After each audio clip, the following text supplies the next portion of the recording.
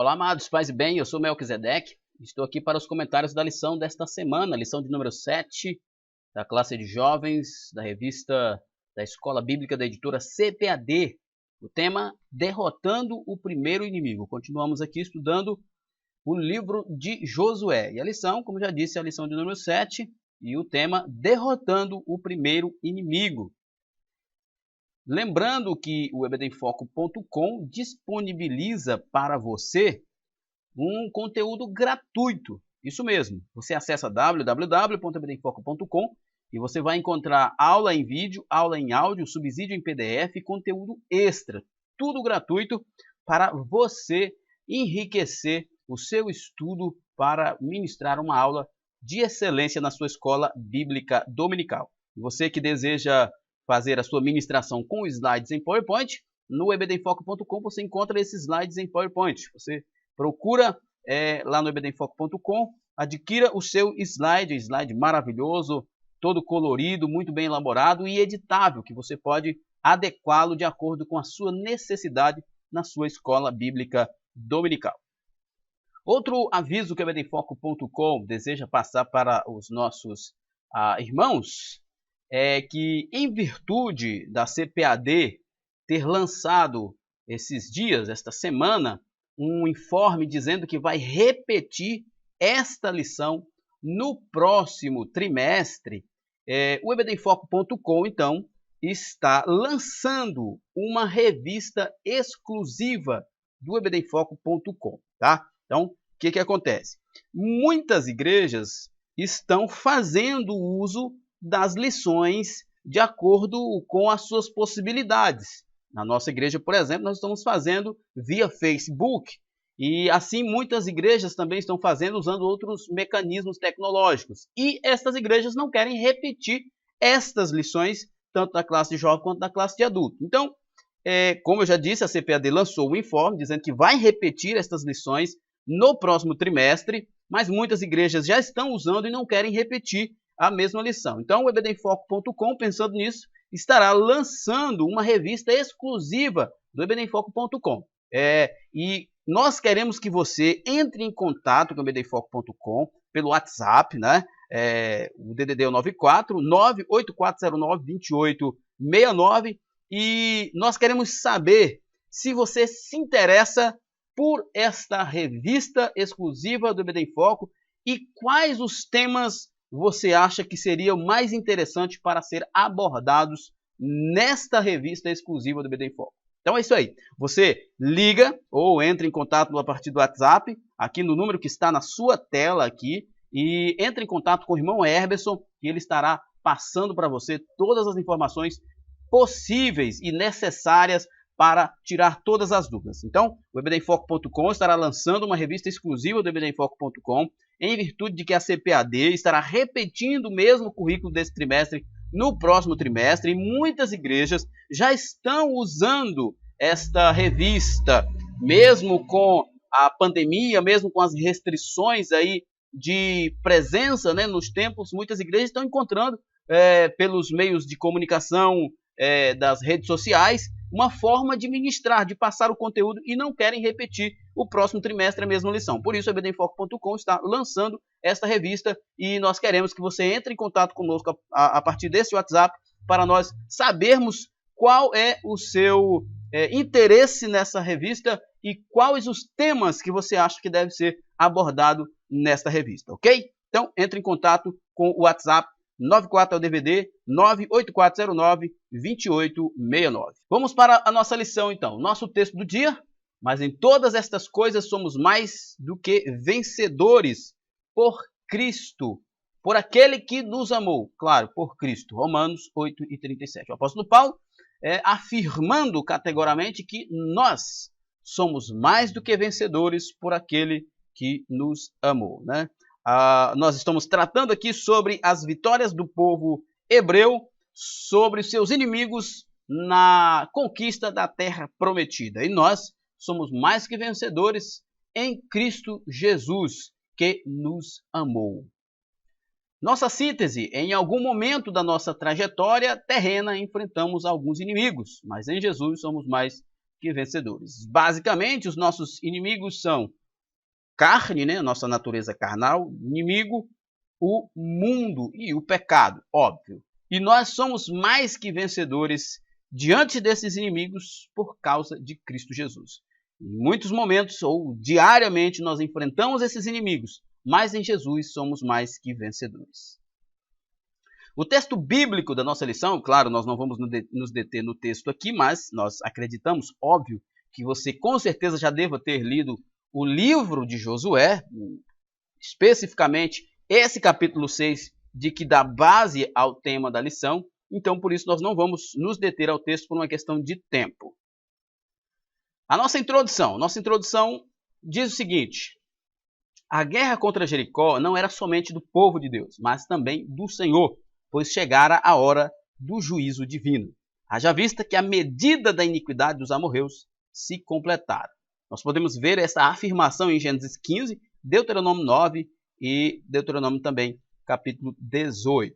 Olha só, quando nós falamos da invasão de Israel a Canaã e a morte de muitas pessoas, os críticos fazem muitas acusações contra a Bíblia e contra Deus. Mas até mesmo pessoas que não estão diretamente ligadas ao cristianismo, ligadas ao judaísmo, eles concordam que bem fez Israel ao destruir aquelas culturas, porque elas eram culturas com características muito violentas, inclusive com a exploração da mulher de forma muito perversa, sacrifício de crianças e de seres humanos, orgias, exploração do próximo, coisas realmente muito terríveis que eram características da cultura. Então, quando nós falamos, e a Bíblia fala que o juízo de Deus veio porque a medida da iniquidade deles já estava completa, porque era um povo muito iníquo, e Deus estava julgando. Nós muitas vezes, e especialmente a modernidade, os cristãos da modernidade, da pós-modernidade, têm dificuldade de encarar um Deus como este, que julga, que condena, que chega num limite da iniquidade das pessoas. Nós estamos passando um tempo de pandemia. Eu costumo dizer que nós estamos vivendo o juízo de Deus, um juízo de misericórdia. Deus está julgando esta humanidade para fazer com que os cristãos repensem a sua crença, o seu comportamento como crente, para que o mundo se volte para Cristo, né? Então, eu acredito num Deus que leva a juízo, sim, as pessoas, os maus. Eu não tenho nenhum problema em lidar com esse Deus aqui de Josué, que matou aquelas pessoas através do povo de Israel, como não tenho problema de encarar e de adorar um Deus que julga, sim, a humanidade, que traz juízo sobre aqueles que estão vivendo em impiedade, estão trocando a verdade por mentiras e por impiedade. Na derrubada dos muros de Jericó e na tomada da cidade, os hebreus eram apenas uma pequena parte do exército do Senhor. A Bíblia não relata, mas depois do encontro com o príncipe do Senhor aos pés da cidade, Josué deve ter recebido da parte de Deus uma estratégia de guerra para a tomada da cidade de Jericó. Nós vemos ali, né, no capítulo 5, verso 14 e 15, especialmente verso 14, que Josué, quando se prostra diante daquele varão, ele pergunta qual era a mensagem, né? Nós não temos ali explicitamente a mensagem, mas acreditamos que Deus tenha transmitido, sim, algum tipo de estratégia de guerra para Josué para a conquista de Jericó. Alguns servos de Deus até têm boas ideias e boas intenções, mas não conseguem lograr êxito em suas lutas porque não estão em sintonia com o Senhor dos Exércitos. Isso aqui é muito importante. Eu digo que Josué, quando ele saiu ali do meio do povo e foi olhar para Jericó e avistou aquele varão, ele saiu para conversar com Deus, para receber de Deus as instruções, para receber de Deus as informações que ele precisava, né? E como o comentarista diz aqui, eu acho muito interessante. Alguns servos de Deus têm boas ideias, têm boas intenções, mas eles estão longe do centro da vontade de Deus, porque eles tentam lutar sem estar no centro da vontade de Deus, sem saber qual é a vontade de Deus. Olha só, mais na frente, os judeus, os hebreus, eles vão sofrer uma grande derrota para os amorreus, que os amorreus os engana, né? Porque Josué fez uma aliança sem os gibeonitas, melhor dizendo, Josué aceitou fazer uma aliança com os gibeonitas sem consultar a Deus. E aqui nós vemos que Josué, quando consultou a Deus, quando estava no centro da vontade de Deus, tudo foi bem. Mas quando ele não se preocupou em estar no centro da vontade de Deus, ele sofreu derrotas. Para nós, esta é uma lição importantíssima. Enquanto nós estivermos no centro da vontade de Deus, seremos mais que vencedores. Mas se sairmos do centro da vontade de Deus, estaremos sujeitos às intempéries desse mundo e às ciladas do inimigo que poderão nos levar à destruição. Nosso primeiro tópico, a primeira batalha dos hebreus na terra prometida. Primeiro ponto, o primeiro tópico, Jericó era uma cidade forte. Segundo a Bíblia de Estudo Pentecostal, a cidade-estado de Jericó tinha uma área de cerca de 32 quilômetros. Seus muros tinham cerca de 9 metros de altura e 6 de espessura. Segundo alguns historiadores, os muros de Jericó eram entre muros, né? 2 muros, uma primeira muralha e uma segunda muralha. E entre elas haviam construções de casa. Provavelmente nesse lugar estava a casa de Raabe. Quando Moisés subiu o Monte Nebo, em Deuteronômio 34, localizado na Transjordânia, de frente a Jericó, o qual ficava no centro da terra prometida, ele teve uma visão ampla de todo o território da Cisjordânia que deveria ser conquistado pelos hebreus. Era preciso muito esforço. Moisés sabia disso. Quando ele viu isso, ele sabia. Era preciso muito esforço e muitas lutas para conquistar a terra. Mas Deus estava com o seu povo. Eles não teriam que pelejar sozinhos. Essa era uma ideia que o povo de Israel tinha que ter. Quando Moisés, ali no Deuteronômio, está fazendo os últimos discursos, ele fala para o povo, né? Deus fala para Moisés falar para o povo, quando vocês estiverem na terra, não pensem que vocês, com as próprias forças, conquistaram a terra, mas eu conquistei para vocês, eu dei a vitória. Então, o povo sabia que tinha que ter muito esforço, mas eles sabiam também que a vitória vinha do Senhor. A fortaleza de Jericó e seus guerreiros assombraram os 10 espias enviados por Moisés a inspecionar a terra 38 anos antes. Os espias atemorizaram os hebreus, dizendo, dentre outras coisas, que os canaanitas eram muito poderosos e as cidades fortes e muito grandes, né? Nós conhecemos essa história dos 12 espias, que 10 voltaram horrorizados, temerosos, né, com a força, a estrutura da região. E Josué e Caleb vieram confiantes no poder de Deus para vencer os inimigos. Esta é uma perspectiva que nós precisamos observar. Qual é a perspectiva que você está desenvolvendo na sua vida diante da obra de Deus? A dos 10 espias medrosos e que não tinha fé? Ou a perspectiva de Josué e Caleb, que reconhecia as dificuldades, mas sabia que tinha um Deus que conquistaria a vitória para eles? Segundo ponto do primeiro tópico, o rei de Jericó não estava brincando. É bem interessante essa parte. Podemos ver no episódio dos espias enviados por Josué, já agora dos 2 espias enviados por Josué a Jericó, que o desejo do rei de Jericó era destruir os espias. No texto de Josué 2,16, os que estavam procurando os espias são chamados de perseguidores. No hebraico é hadap, que pode ser traduzido como aquele que busca ardentemente. Então, o rei de Jericó, ele sabia que Israel estava vindo para conquistá-lo, e eles estavam todos temerosos. Então, eles procuraram de todas as formas pegar aqueles espias, porque eles acreditavam que, de alguma forma, estando de posse daqueles espias, eles poderiam ter alguma vantagem, porque eles sabiam que, pelo histórico do que eles haviam ouvido sobre a nação de Israel e sobre Josué como líder, eles estavam em desvantagem. Vemos também que Raabe fez os espias descerem por uma corda e mandou-os ficarem 3 dias escondidos, o que nos mostra que a perseguição era exaustiva. Procuraram por todo o caminho, dando a entender que aquilo era uma questão urgente de vida ou morte. Os soldados, né, e o rei de Jericó estavam muitíssimo interessados na captura desses espias hebreus, porque eles sabiam que estavam em desvantagem e, estando com esses espias nas mãos, poderiam tomar ou ter alguma vantagem diante de Josué e de seu exército. Temos também um inimigo que diariamente também deseja nos matar, roubar e destruir. Todavia temos ao nosso lado o Senhor Jesus Cristo. Ele veio ao mundo para destruir as obras e intenções do diabo. Todos nós temos inimigos. Nossa luta, o apóstolo Paulo diz lá em Timóteo, 2 Timóteo, que combateu o bom combate, né? Entendemos ali que Paulo está dizendo que a vida cristã é um combate. Nós combatemos contra o pecado, contra o mundo, contra o inimigo e contra a nossa natureza caída.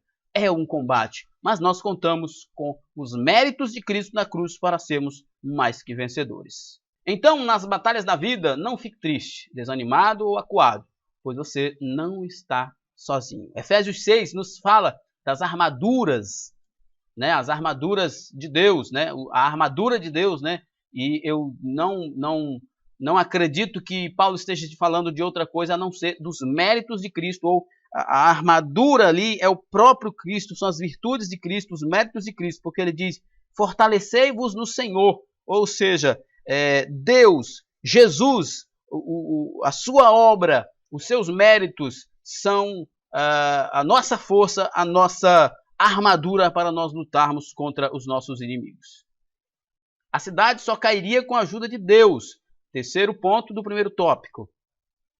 Ao analisar o caso da tomada de Jericó, bem como de outros inimigos do povo de Deus nas Sagradas Escrituras, observa-se uma coincidência entre todos eles. Primeiro, só são destruídos com a intervenção de Deus. Talvez isso se deva ao fato de que o inimigo daquele que serve a Deus sempre se fomenta pelas forças espirituais da maldade, né? Eu costumo sempre dizer que quando Paulo diz que nós não temos que lutar contra a carne, contra sangue, mas contra as potestades, né? Contra as hostes espirituais da maldade nas regiões celestiais, nós temos que entender que por trás de toda perseguição ao evangelho há uma permissão divina e há uma ação do diabo. Não, os homens por si só, eles não sentem tanta fúria contra o evangelho, mas há sim uma vontade do diabo de impedir que o evangelho seja proclamado. Se há alguém perseguindo você porque você é cristão, lembre-se que você não está lutando contra a carne, nem contra sangue. Você está lutando contra as hostes espirituais da maldade. Ninguém, por exemplo, eu sempre gosto de pensar no comunismo, no socialismo, que são ideologias totalmente contra o cristianismo, o radicalismo islâmico também. Nós não estamos... quem está diante destes sistemas não estão diante apenas de pessoas que os perseguem, mas estão diante de forças espirituais que estão usando esses sistemas para impedir o avanço do evangelho. Mas em Cristo somos mais que vencedores. Ele nunca age motivado tão somente pela eventual má índole inerente ao ser humano. Por isso o auxílio do céu torna-se imprescindível. Lembre-se disso. Toda luta, seja contra quem for, ela tem o aspecto espiritual e você não pode tentar lutá-la sem Deus. Segundo tópico, a estratégia de Deus para a batalha de Jericó. Primeiro ponto do segundo tópico, corte dos suprimentos do inimigo e manutenção do ânimo da tropa. Isso aqui é bem legal.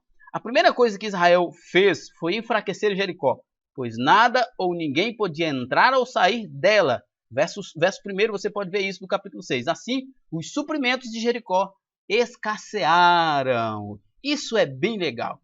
Para derrotar o mal, esse sempre é o primeiro passo. Cortar a fonte que o fortalece. Afinal, tudo que é alimentado cresce.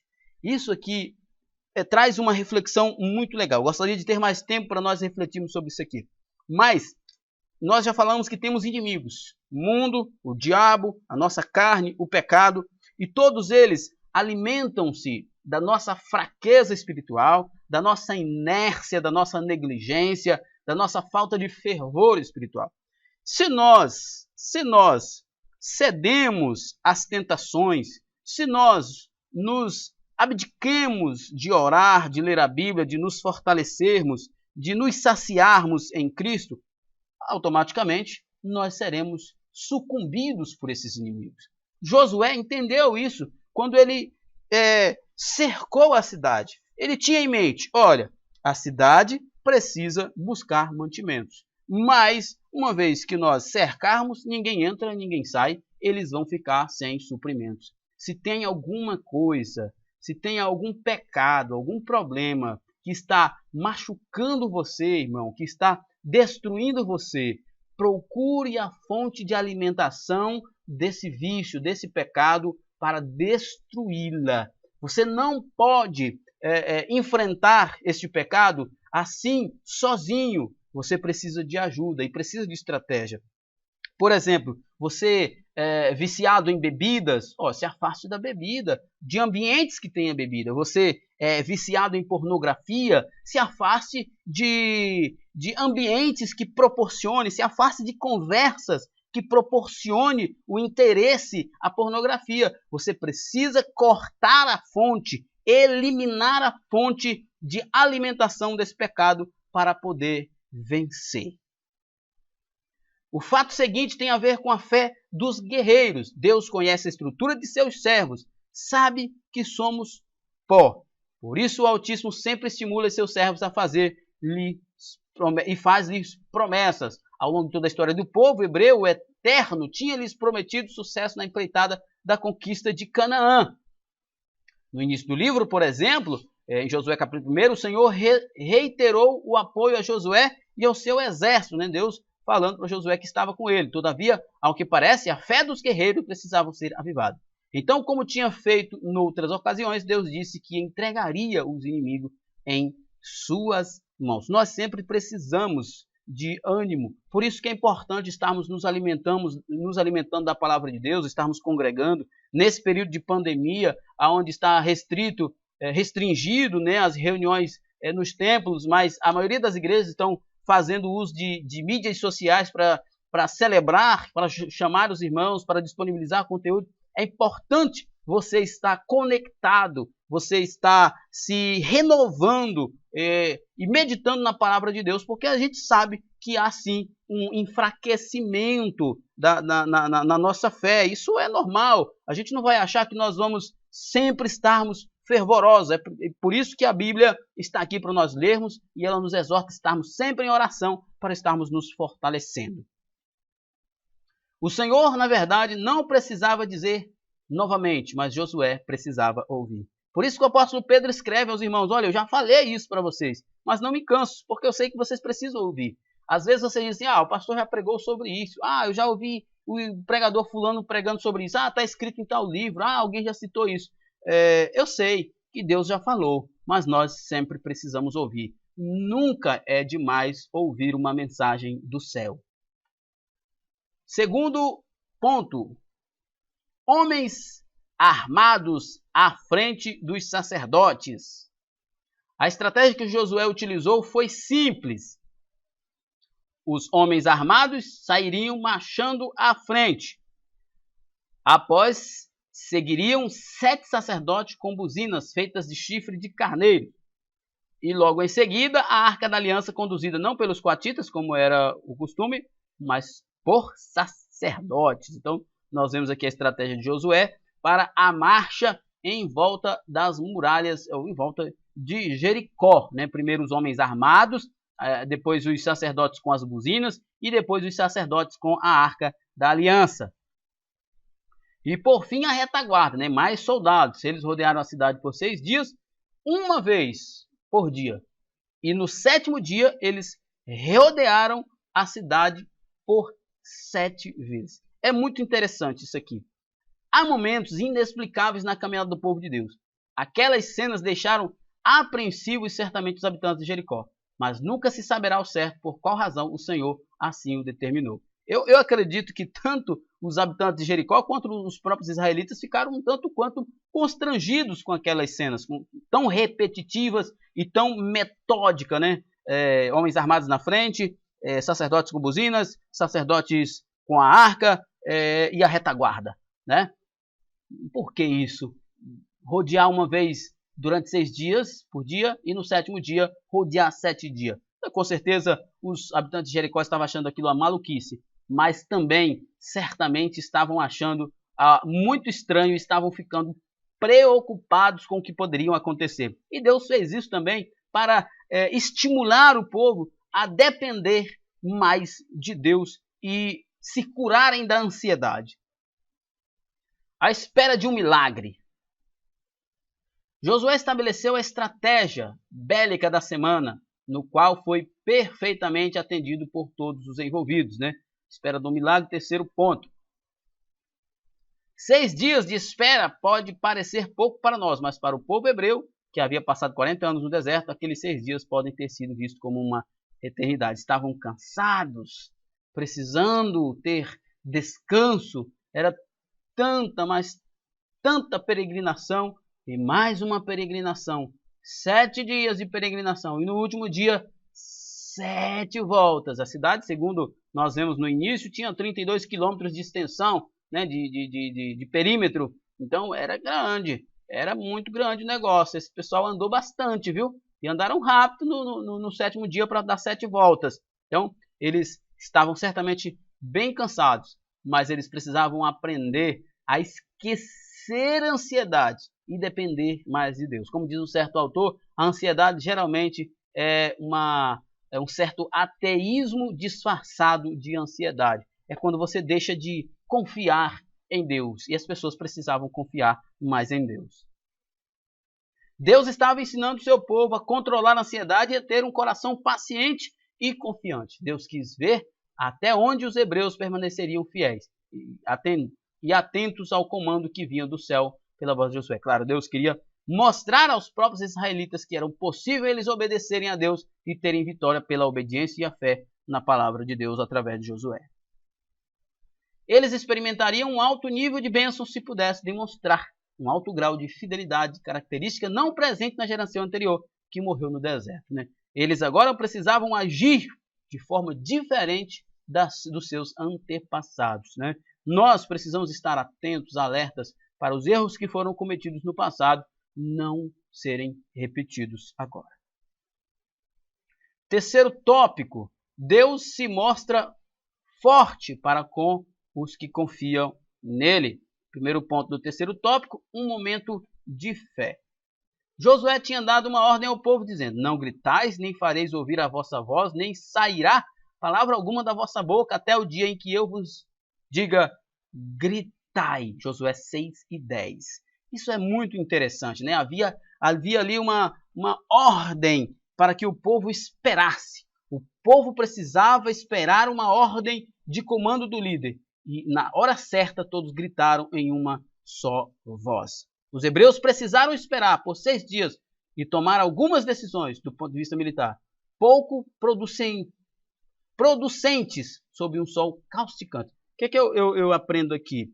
Que essa espera toda traz uma reflexão de que alguém ali poderia se irritar com essa situação e desanimar. Mas nós vemos que ninguém desanimou, ninguém destoou da caminhada. O que eu aprendo aqui? A igreja precisa aprender isso. A igreja, cada um de nós, membros, precisamos estar convictos da nossa responsabilidade e estarmos unidos em um só propósito. A igreja tem se fragmentado muito, tem havido muitas brigas. Eu não digo nem só no cenário nacional, mas nos cenários locais. E nós precisamos urgentemente resgatar a unidade. Este povo estava numa prova tremenda, num sol causticante. Quase não saiu, mas saiu a palavra. Mas eles precisavam aprender a estar unidos em um só propósito. E o propósito era glorificar o nome de Deus ao vencer aqueles inimigos. Mas Deus, em sua longanimidade, oferecia oportunidade para que os idólatras de Jericó se arrependessem. Jericó teve sua última chance e a perdeu. Incrível, porque Deus tanto estava disciplinando o povo, fazendo o povo depender mais de Deus, quanto estava dando tempo para que Jericó se arrependesse. Jericó conhecia a história. Raabe diz para os espias que o povo todo estava desmaiando o ânimo por causa do que eles sabiam sobre Israel. E Deus, então, deu uma semana para que eles refletissem. Mas, atolados no pecado, ignoraram a chance e perdeu a oportunidade de viver, com exceção de Raabe, é claro. Caem os muros, segundo ponto do terceiro tópico. Depois de terem rodeado a cidade 7 vezes, os sacerdotes tocaram as buzinas longamente, e depois da ordem de Josué, o povo gritou. 7 vezes naquele dia, né? Porque já haviam rodeado 6 vezes nos outros 6 dias, uma vez por dia. Como resultado, os muros caíram abaixo e o povo subiu a cidade, cada qual em frente de si, e tomaram a cidade. Se você pesquisar na internet, você vai encontrar muitos relatos arqueológicos que comprovam a veracidade desse acontecimento, inclusive de que os muros caíram para dentro e que as pessoas entraram de frente ali quando os muros caíram, né? É muito interessante se você estudar os relatos arqueológicos da destruição de Jericó. Estudos arqueológicos demonstram que as muralhas da cidade de Jericó eram impressionantemente largas e altas. As armas de guerra existentes no final da Idade do Bronze eram insuficientes para destruí-las, né? E nós temos sim, eu vejo muita gente tentando explicar, muitos pregadores aí inventando coisa, que o grito, que os unidos das buzinas, que o tropete dos passos dos soldados fizeram a terra tremer e as muralhas caíram. Não, eu acredito que aquilo tudo foi um ritual que Deus exigiu que eles fizessem para que eles estivessem na dependência de Deus, e Deus fez a terra tremer, ou sei lá como foi, mas ele botou aquelas muralhas ao chão. E isso que importa. A arqueologia está confirmando que tanto as muralhas caíram, quanto houve fogo para consumir aquela cidade, coisas que a Bíblia está relatando. Acredita-se que somente um evento sísmico, como um grande terremoto, poderia causar a ruína de tão grandiosa obra da engenharia humana.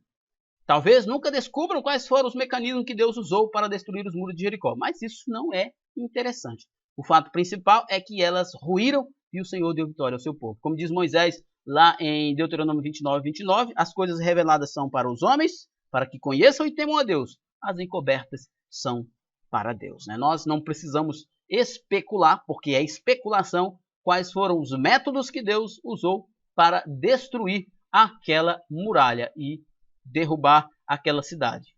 Nós não precisamos especular isso. Nós cremos e a arqueologia confirma que Deus fez aquelas muralhas irem ao chão, porque é impossível que as pessoas com os aparatos bélicos que tinham da época fizessem isso. Só pode ter sido obra divina e nós cremos nisso. Terceiro ponto do terceiro tópico. Jericó é destruída, mas Raabe é salva, né? A ordem que Deus estabeleceu foi a total destruição de Jericó, e os hebreus a cumpriram fielmente. Aquela cidade cheia de pecados e devassidão deveria ser riscada do mapa, como foram Sodoma e Gomorra, juntamente com sua cultura demoníaca e mundana. Nós já falamos sobre essa questão da destruição dos cananeus, né? Que muita gente acusa a Bíblia e Deus de ser genocida, cruel, enfim. Mas nós vemos, tanto pela história e pela Bíblia, que aquelas pessoas tinham uma cultura muito perversa, demoníaca mesmo. E pessoas que não são ligadas ao cristianismo nem ao judaísmo, eles defendem que foi uma boa sim, porque seria uma tragédia para a humanidade, um tipo de cultura daquela se expandir, crescer no mundo afora, né? E eles precisavam sim serem parados, não só eles, mas outros nós vamos ver em outras ocasiões da história, né? Nós não podemos defender, não dá para eu entrar no mérito aqui, circunstancialmente, de como foi necessário o uso da força, mas muito depende do momento, da cultura, do contexto em que eles viveram. Se você, por exemplo, fazer um estudo do Oriente Médio e ver como aqueles homens, principalmente do Estado Islâmico, são cruéis, você vai pensar, olha, tem que parar esses caras de alguma forma. E você não vai parar eles dando flores, dando folhetos para eles. Às vezes é preciso parar basicamente na bala mesmo e nos canhões e nas bombas. Estou sendo maluco, tá defendendo isso aqui? Não, mas se você estudar o contexto, você vai entender que não é fácil. É muito fácil nós fazermos esse julgamento estando de fora, mas o contexto, o momento pode justificar ou pelo menos explicar esta atitude. E um outro ponto que eu acho interessante aqui é que Deus ordenou que tudo fosse queimado, tudo fosse destruído. para que dissesse para o povo que a motivação era apenas espiritual, não era financeira. Porém, no meio daquele antro de perdição havia uma mulher que se converteu ao Deus Todo-Poderoso. O nome dela? Raabe. Diante de sua atitude, cumpriu-se nela uma verdade que seria proferida por Paulo séculos depois. Crer no Senhor Jesus Cristo e será salvo tu e a tua casa, né? Raabe não foi salva por nenhuma obra que fez, apesar de ela ter ajudado os espias, mas ela ajudou porque creu no Deus de Israel. A fé, o justo viverá pela fé. Nós somos justificados pela fé. É uma prova que eu acho muito legal de que Raabe era uma prostituta, uma mulher que mesmo dentro de Jericó ela era desprezível, mas quem está em Cristo, nova criatura é. As coisas velhas se passaram, eis que tudo se fez novo. Nós precisamos ensinar isso para as pessoas, para que elas se sintam e sejam verdadeiramente libertas dos seus pecados. Raabe foi salva e entrou na genealogia de Jesus, sendo referida no Novo Testamento como uma grande mulher de fé, né? Era uma prostituta, como eu disse, que provavelmente, mesmo em Jericó, ela era uma pessoa insignificante e que não tinha valor nenhum, muito pelo contrário, até rejeitada por ser uma prostituta, mas ouviu falar sobre Deus, creu no Deus dos hebreus e Deus teve misericórdia dela. Creia você também e Deus terá misericórdia de você. Nossa conclusão: Josué, após o encontro com Deus, entendeu que era apenas servo do Senhor dos Exércitos. Submetendo sua experiência militar à vontade de Deus, toda a sua estratégia seria divinamente orientada. Conduzido pelo Senhor, os hebreus primeiro tomaram Jericó e depois seria a vez de Ai, garantindo com isso o livre acesso para a terra prometida. Nós continuamos e na próxima lição com certeza estaremos estudando mais sobre o livro de Josué e aprendendo mais sobre a conquista da terra de Canaã.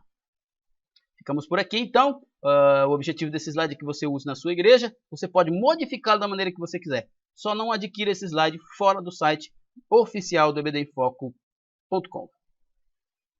Muito obrigado. Então, chegamos ao final da nossa lição. Que Deus em Cristo nos abençoe. Paz e bem a todos. Até a próxima.